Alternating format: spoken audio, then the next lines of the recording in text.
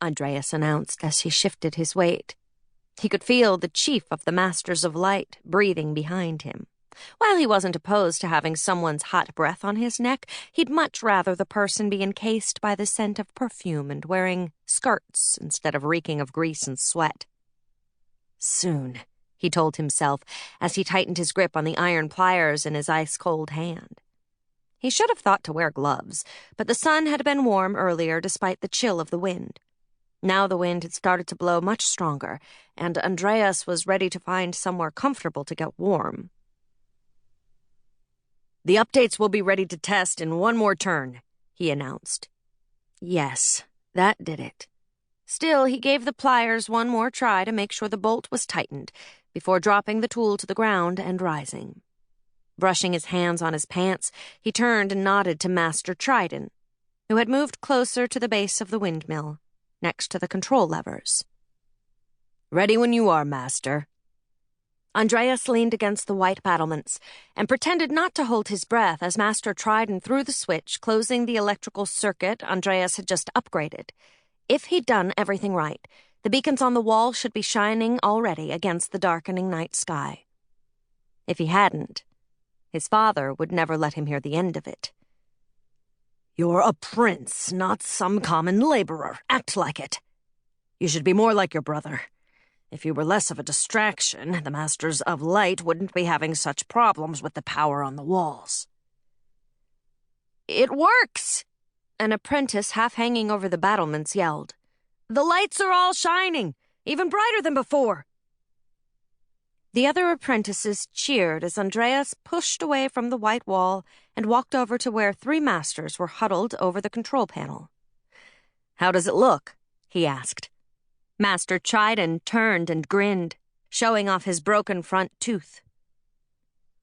"The gauges show less power loss from this line.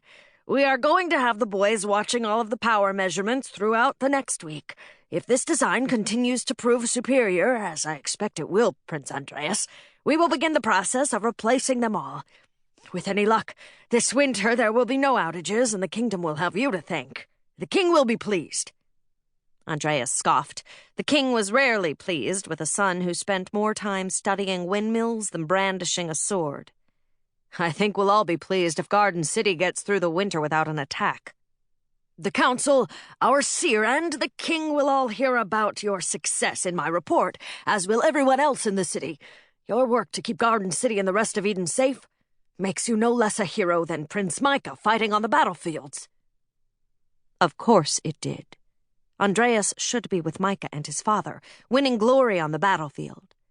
If death were the only thing to fear, he would be there without question. It was revealing his secret that was far more threatening. Master Trident bowed, then turned to shout orders at the apprentices. The gusting wind made Andreus pull his cloak tighter around himself as he turned and headed toward the closest tower staircase. The wind was blowing steady and strong. The temperature was dropping. Now that he'd been successful, he wanted to get to his next appointment, which was not only out of the cold, but would, if the lady could be taken at her word, make him very, very warm. Still, as cold as it was, Andreus stopped before he reached the tower door and walked to the wall to look at the city far below. The glow of the beacons was faint at this time of day, but soon they'd create a bright outline of the sprawling city. It was this light that kept the tens of thousands of people below safe from the soon-to-be hunting Zelossi. Not bad for a day's work. Smiling, Andreus walked out of the fading light and jogged down the staircase, trying to decide if he should wash before meeting the lovely Lady Mirabella, or if she would find the streaks of grease on his hands appealing.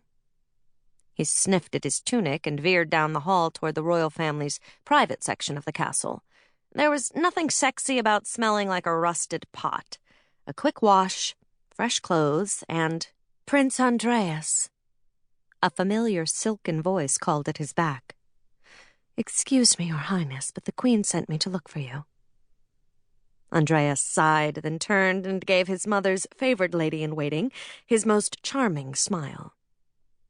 "Lady Therese, I hope my mother isn't the only reason you're looking for me, because the Queen is certainly not the reason."